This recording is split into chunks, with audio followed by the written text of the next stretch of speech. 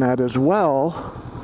Or I mean doing that as well, like always having your fingers kind of out either on your clutch or at least kind of pre-braking a little bit to kind of pick up that slack.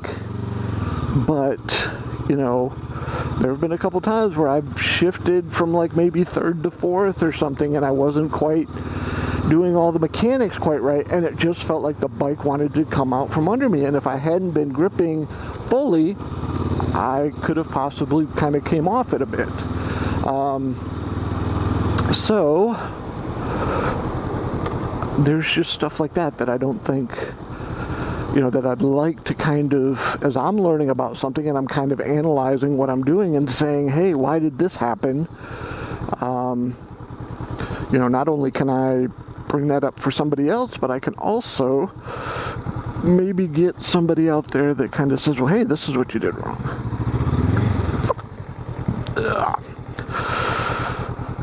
Like there, you know, I definitely went too slow, and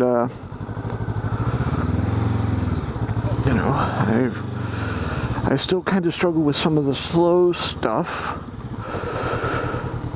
But, you know, I was kind of watching a video, I think it's Moto Jitsu, who talks about, you know, having to, for the MSF course, you have to do, you have this small little box that you have to do your stuff in. And it's basically about the width of 2 parking spots. And I'm assuming that these are proper size spots. And so I have to do a turn in essentially 2 spots. And it's all, like, that was one of the questions that I had. I really couldn't get any of the new guys to fully answer me. Or the guys that I knew that were riders. I'm saying, hey, when you're dealing with the friction zone, are you basically locking your throttle in at one spot and then doing everything with the clutch? Or is it going to be this fine dance between the clutch and the throttle?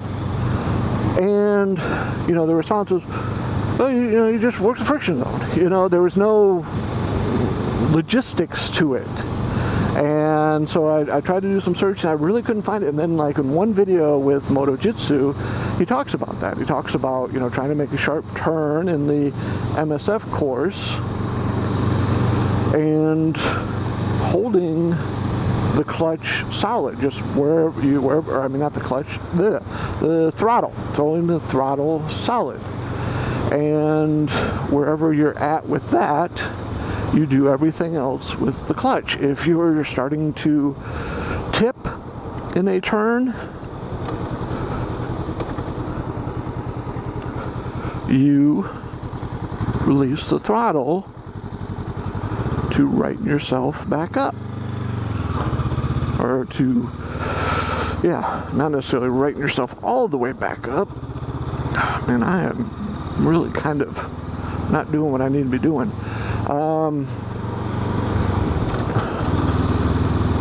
And that worked for me. So I need to practice that a little bit more before I take the MSF course next week. You know, after my first day on the motorcycle, my second day, I really thought I was nailing some of the stuff, but I liked being in second gear, doing all the slow stuff. I felt like I had more control than in first gear, but I'm not sure if that's how they're going to go at it in the MSF course. So I do want to practice a bit with first gear and all that. But tonight I'm just out for a ride because it may end up raining tomorrow and I won't be able to do it. And Sunday I've got plans. And then my MSF course is middle of next week for a couple days. Now I am going to come to a complete stop here. Pack it up because I want to make some adjustments. Okay, now I am helmet up. I'm not going to ride like this for very long, But I'm curious, so this is face mask up with sun visor down. And I imagine this is mostly how I'm going to be riding, because I really kind of prefer this. It keeps my face a little bit cool, but it also keeps my eyes from drying out.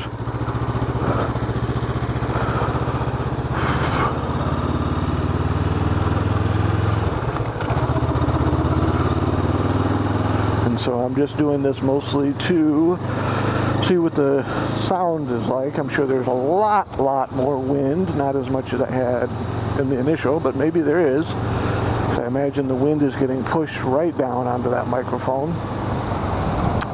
I did see from, I think it's Big Rock Moto, he had a cover on his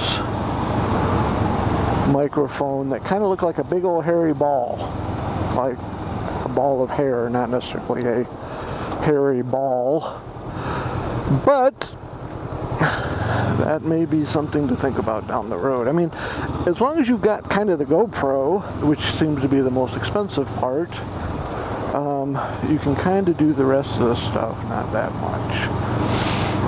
I don't necessarily have the world's best software editing program, but the hardest part is being entertaining.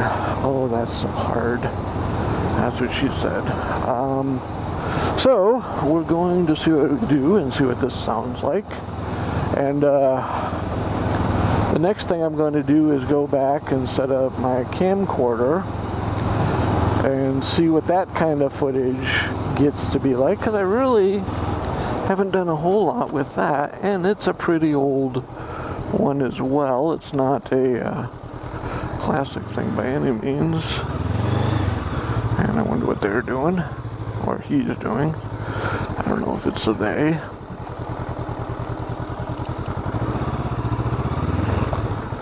But you're always suspicious about a random car parked in a parking lot with its light on, and it's moving, and now I'm like, fuck. So now I gotta kind of fuck around while he does what he's doing. Maybe I made him nervous.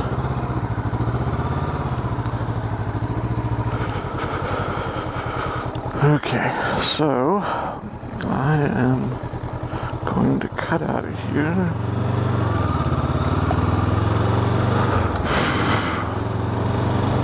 I definitely feel like I've got the shifting kind of down.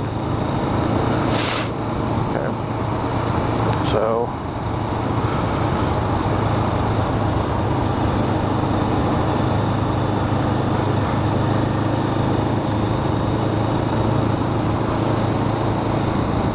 here we go. Now I think the display is plenty bright enough. Even in the daytime I haven't had an issue, because I mean, you know, that's the thing, when they shoot videos,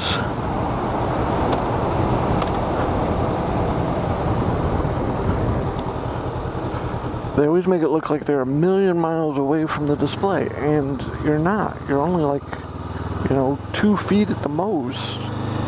And you can see that shit. Okay.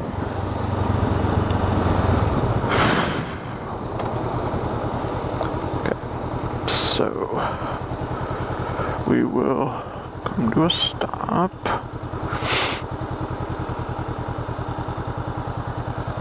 The reason I'm coming to a stop is because I gotta activate the door.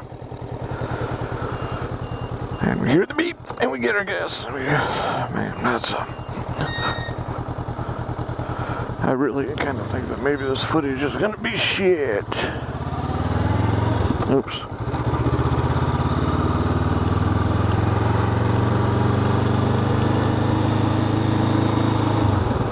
Okay, so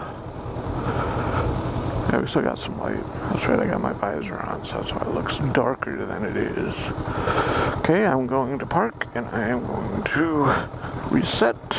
Let's put this in neutral. Oh, there we go. Okay. So this is what it sounds like when I'm just on the motor, no wind.